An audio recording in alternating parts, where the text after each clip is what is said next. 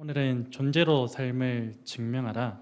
예, 다음 차트로 나가야 되는데 상반기를 결산한다는 그런 의미에서 또 오늘 특별히 또 특별 찬양 예배이기도 하고 그런 의미에서 좀 우리가 좀 쉬어간다는 그런 차원에서 과연 우리가 지금까지 살펴보았던 그 사람들이 또 어떤 믿음을 가지고 있었고 또 그들의 믿음의 행적이 또 어떠했는가, 혹은 개별적인 행적 혹은 또 공통적으로 나타난 그런 행적들이 무엇이었는지에 대해서 우리가 살펴보면서 동일한 그리스도인으로서 이 땅을 살아가는 저와 여러분들이 그 동일한 어떤 행적들을 가지고 살아가야 되는 그런 이유들, 또 그런 목적들을 좀 함께 좀 살펴보는 그런 시간이 좀 되었으면 좋겠습니다.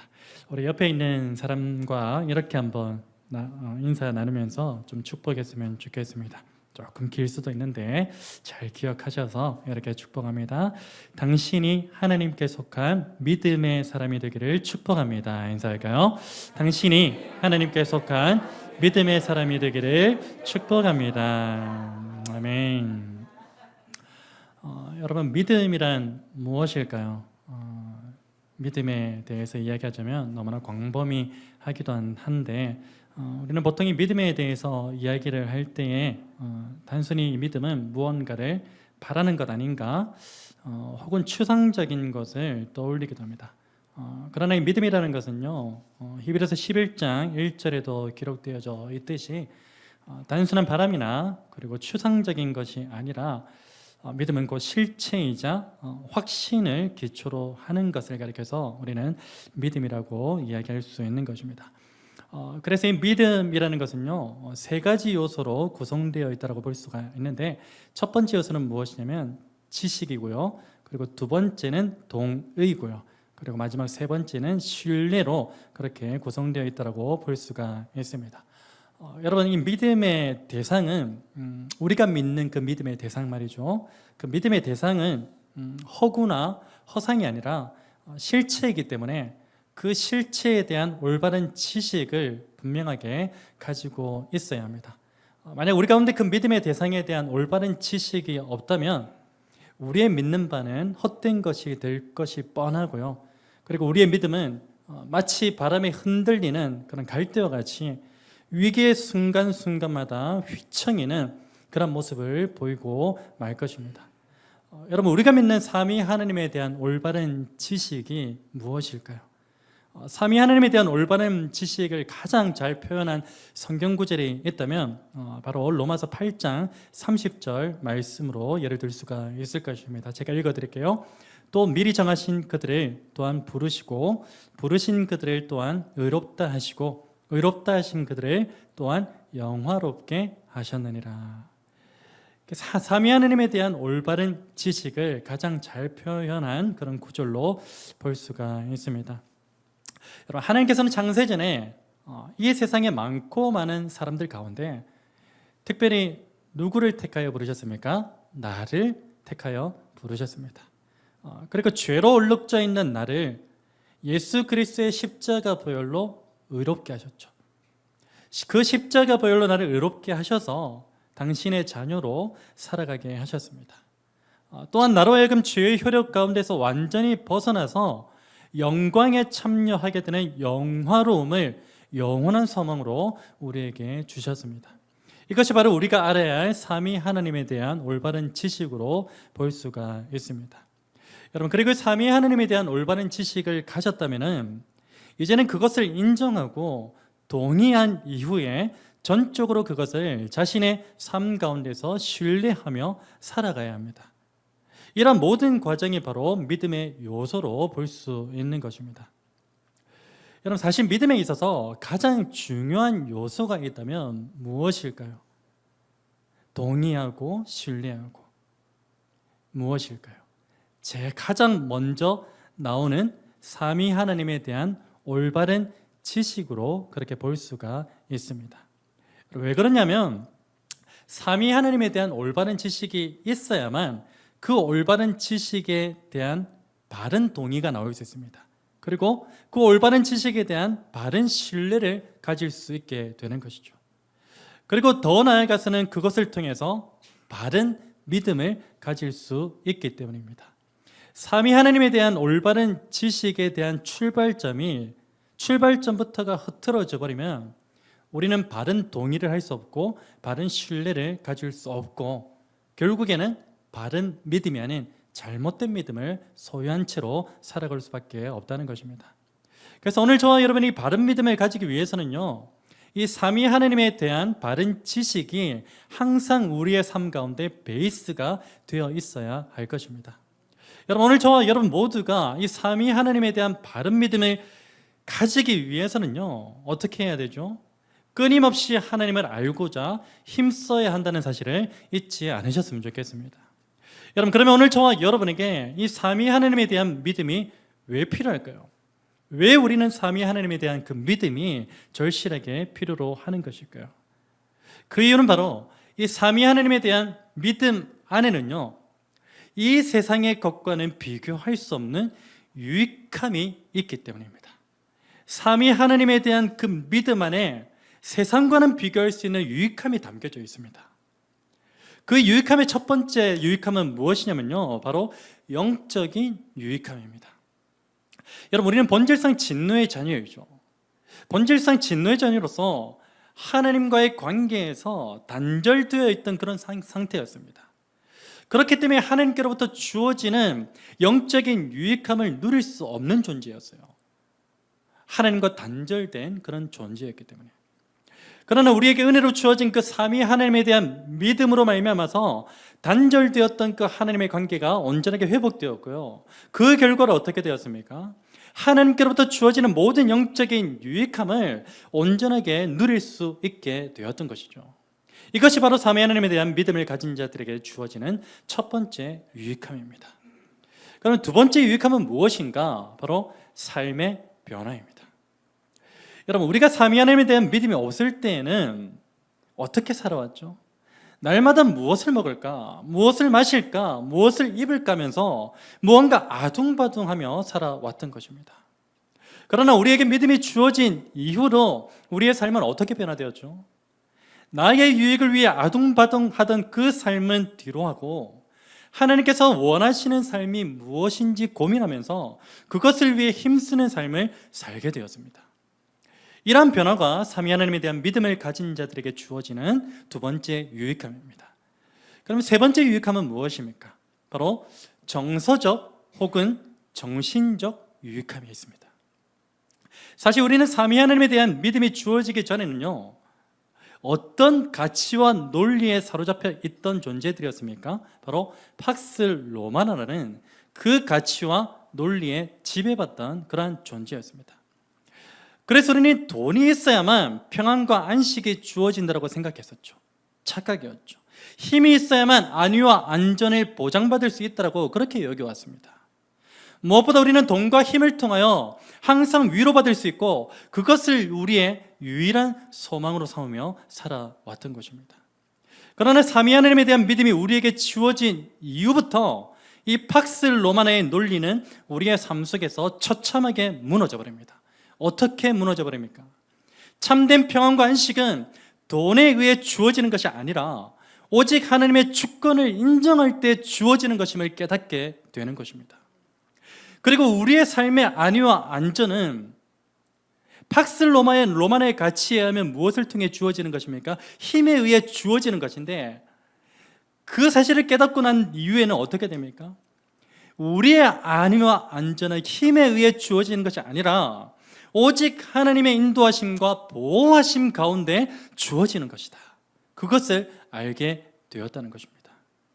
그리고 우리의 삶 가운데 참된 소망과 위로는 힘과 돈을 통하여 주어지는 것이 아니라 오직 우리의 모든 어려움 가운데 참 위로와 소망이 되시는 살아계신 하나님을 통하여 주어지는 것임을 깨달아 알게 되었던 것입니다.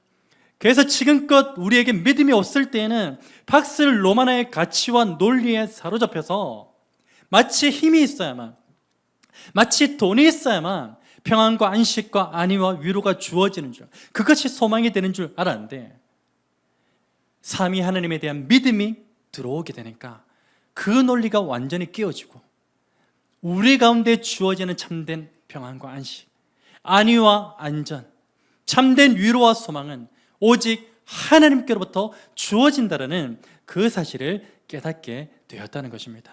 이것이 삼위 하나님에 대한 믿음을 가진 자들에게 주어지는 세 번째 유익함입니다. 마지막 네 번째 유익함은 무엇입니까? 바로 내세에 대한 유익함입니다. 여러분, 삼위 하나님에 대한 믿음이 주어지기 전에 우리의 삶은요, 항상 미래에 대한 불확실성의 연속을 거듭하며 살아왔습니다. 때때로 우리 눈앞에 펼쳐진 미래에 대한 그 불확실성은요, 우리를 어떻게 합니까? 두려움 가운데 빠뜨리기도 했습니다. 그리고 무기력하게 만들기도 했습니다. 그러나 이 삼위 하나님에 대한 그 믿음이 우리 가운데 주어진 이후부터 우리의 삶은 어떻게 변화되었죠? 가장 분명하고 확실한 그 약속을 붙들고 소망 가운데 살게 되었던 것입니다. 여러분, 오늘 저와 여러분이 붙들고 살아가는 가장 분명하고 확실한 소망이 있다면 그것은 무엇입니까? 바로 영원한 하나님의 나라인 줄로 믿습니다. 디모데후서 4장 7절 8절 말씀은 우리에게 이렇게 증가합니다. 나는 선한 싸움을 싸우고 나의 달려갈 길을 마치고 믿음을 지켰으니 이제 후로는 나를 위하여 의의 면류관이 예비되었으므로 주 곧 의로우신 재판장이 그날에 내게 주실 것이며 내게만 아니라 주의 나타나심을 사모하는 모든 자의 계돈이라. 아멘. 여러분, 오늘 저와 여러분에게 믿음이 주어진 그 순간부터는요, 우리의 삶 가운데 만연하게 자리 잡고 있었던 그 미래에 대한 모든 불확실성은 완전히 사라져 버렸고요. 그리고 우리는 가장 분명하고 확실한 약속인 그 영원한 하나님의 나라를 소망하며 살아가는 그러한 존재가 되었음을 믿으시기를 바랍니다. 여러분, 이것이 삼위 하나님에 대한 믿음을 가진 자들에게 주어지는 마지막 네 번째 유익함입니다.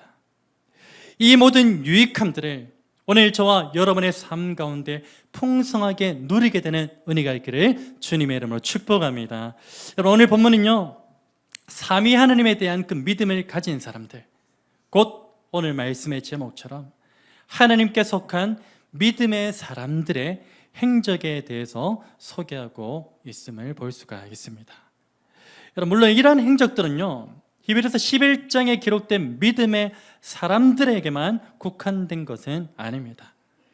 예컨대 오늘 본문에 기록된 믿음의 사람들의 행적 가운데서는요, 히브리서 11장에서 믿음의 사람으로 기록되지 않았지만 어떤 사람도 있냐면 이사야도 있습니다. 예레미야나 다니엘 등도 있습니다. 여러분, 그런데 우리가 여기서 한 가지 주목해 볼 것이 있다면 무엇이냐면 바로 오늘 본문에 기록된 믿음의 사람들의 행적은요, 각각의 개별적인 행적이라는 것입니다. 다시 말해 본문 33절부터 37절까지 기록된 그 믿음의 사람들의 행적은요, 한 사람의 행적이 아니라 믿음의 사람들 각각의 행적이라는 것입니다. 여러분, 제가 이 부분을 강조하는 이유가 있는데요, 그 이유가 무엇이냐면 바로 믿음의 사람이라고 해서 모두가 동일한 행적을 가졌던 것은 아니라는 사실 때문입니다. 여러분, 예를 들면요, 본문 33절에 그 믿음의 행적을 나타내 보인 사람이라 할지라도 막상 34절 이후의 상황에서는 동일한 믿음이 나타나지 않을 수도 있다는 것입니다. 오늘 저와 여러분의 삶도 마찬가지입니다. 여러분, 때때로 우리는요, 믿음에 대해 이야기할 때 어떻게 이야기하는 경우가 많냐면 자신의 경험과 생각과 판단으로 믿음의 기준을 세우는 경우가 너무나 많다는 것을 알 수 있습니다. 예를 들면 이런 것입니다. 우리 모두가 동일한 고난 가운데 있을 때 누군가는요, 그 고난에 감사의 고백으로 반응합니다. 그렇지만 모두가 그렇습니까? 그렇지 않죠. 반대급부도 존재하죠. 다른 누군가는요, 그 고난으로 인하여 감사의 고백이 아니라 오히려 좌절하고 낙심에 휩싸여서 원망의 고백으로 반응하기도 하는 것입니다. 여러분, 이러한 상황을 바라보면서 우리는 믿음을 쉽게 재단하는 오를 범하기도 하는 것이죠. 어떠한 오를 범합니까? 고난 중에도 감사의 고백으로 반응한 사람은 믿음이 있는 것이고, 그렇지 못한 사람은 믿음이 없는 것이라고 단정해 버립니다. 여러분, 그런데 이것은요, 믿음의 여부에 관한 문제가 아닙니다. 믿음이 있고 없고에 관한 문제가 아니라 어떤 문제냐면 믿음의 작동 여부에 관한 문제입니다. 그 사실을 잊어서는 안 됩니다. 여러분, 참된 그리스도인이라면요, 삼위 하나님에 대한 믿음을 분명히 가지고 있는 사람이에요. 믿음이 없는 사람이 아니에요. 여러분, 그런데 인간의 연약함 때문에 그 믿음이라는 것이 매 순간순간마다 작동합니까? 그렇지는 않다는 것입니다. 때때로 A라는 어려운 상황에서 작동했던 그 믿음이 A보다 훨씬 비교적 수월한 그 B의 상황에서는 어떻게 할 수도 있습니까? 작동되지 않을 수도 있다는 것입니다. 그래서 이 믿음이라는 것은요, 모든 사람들의 동일한 상황 가운데서 공통적으로 나타나는 것이 아니라 믿음의 작동 여부에 따라서 개별적으로 나타나는 것으로 볼 수가 있는 것입니다. 여러분, 그런데 삼위 하나님에 대한 분명한 믿음을 가지고 있는 사람에게 나타나는 공통 분모가 있어요. 그것이 무엇이냐면요, 바로 38절 말씀입니다. 우리 38절 말씀 같이 한번 읽어볼까요? 시작. 이런 사람은 세상이 감당하지 못하느니라. 그들이 광야와 산과 동굴과 토굴에 유리하였느니라. 아멘. 여러분, 우리의 믿음은요, 동일한 상황이라 할지라도 그 믿음이 작동되는 사람이 있는 반면에 또 그렇지 않은 사람도 있습니다. 이게 믿음의 사람들이 걸어간 개별적인 행적들이에요. 제가 동일한 어떤 상황 가운데 놓여 있을 때 저는 그것을 믿음으로 헤쳐나가고 이겨내고 승리했다 치더라도 다른 누군가는 동일한 상황 가운데서 낙심하고 넘어지고 쓰러질 수도 있다는 것입니다. 그렇다고 해서 나에게는 믿음이 있고 그 사람에게는 믿음이 없느냐, 그런 의미가 아니라는 것입니다. 그런데 삼위 하나님에 대한 분명한 믿음을 가지고 있는 사람에게 나타나는 공통분모, 다시 말해 공통적인 행적이 분명히 존재합니다.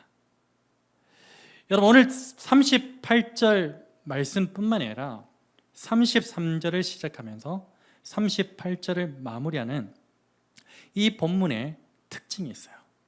그 특징이 무엇이냐면요, 바로 그들이라는 단어로 시작해서 그들이라는 단어로 끝을 맺고 있다는 것입니다. 여러분, 33절에 기록된 그들은요, 믿음의 사람들이 개별적으로 나타낸 믿음의 행적들을 증거하고 있는 것이고요, 그리고 38절에 기록된 그들이라는 것은 믿음의 사람들에게 공통적으로 나타난 믿음의 행적들을 증거하고 있는 것입니다.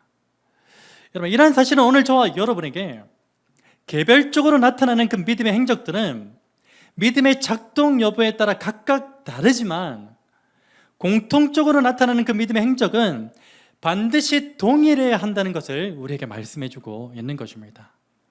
여러분, 38절에서 증가하는 그 믿음의 사람들에게 공통적으로 나타난 그 믿음의 행적이 무엇입니까? 이것을 38절의 말씀을 원문의 뉘앙스를 살려서 번역하면 이렇습니다. 잘 들어보십시오. 세상은 그들이 살기에 적당하지 못하였다. 그래서 그들은 정처 없이 떠돌아 다녔다. 다시 한번요. 세상은 그들이 살기에 적당하지 못하였다. 그래서 그들은 정처 없이 떠돌아다녔다. 여러분, 이 말의 의미는 무엇일까요? 바로 이 세상은 우리의 집이 아니라 임시로 거쳐가는 장막에 불과할 뿐이다. 우리가 돌아갈 본향은 저 하늘에 있다. 그래서 우리는 이 세상에서 정처 없이 떠돌아다니는 삶을 불행히 여기지 않고 불평하지도 않는다라는 그런 믿음의 고백이 담겨 있는 것입니다. 여러분, 히브리서 11장 16절 말씀입니다. 그들이 이제는 더 나은 본향을 사모하니 곧 하늘에 있는 것이라. 빌립보서 3장 20절 말씀입니다. 그러나 우리의 시민권은 하늘에 있는지라. 여러분, 오늘 저와 여러분 가운데 나타나는 그 개별적인 믿음의 행적들은 각각 다를 수도 있습니다. 그렇다고 할지라도 이 세상보다 더 나은 본향인 하나님의 나라를 사모하는 그 믿음의 행적만큼은 저와 여러분 모두에게 동일하게 나타나야 한다는 사실을 잊지 마시기를 바랍니다. 여러분, 때로는 본향을 사모하며 걸어가는 그 길 가운데 온갖 어려움이 우리를 기다리고 있을 수도 있습니다. 그렇다 할지라도 그 길 가운데 절대로 주저앉지 않는 그 믿음이 오늘 저와 여러분 가운데 충만하게 나타나기를 주님의 이름으로 축복합니다. 그리고 때론 우리가 걸어가는 그 길이 고난이라는 불 가운데 휩싸일지라도, 고통과 절망이라는 폭풍 가운데 뒤덮여 있을지라도, 그럼에도 불구하고 하나님께서 우리에게 주신 그 믿음이 제대로 작동되어져서 담대히 그 길을 걸어가시는 저와 여러분의 복된 인생 되시기를 우리 주 예수 그리스도의 이름으로 축원합니다. 이 공통 분모에 대한 믿음의 행적들을 우리 모두가 소유하셔서 주님 다시 오시는 그날에 오늘 저와 여러분 모두가 악하고 게으른 종이 아니라 착하고 충성된 종으로 칭찬받는 은혜가 있기를 주님의 이름으로 축원합니다. 우리 말씀 기억하면서 함께 찬양하기를 원합니다.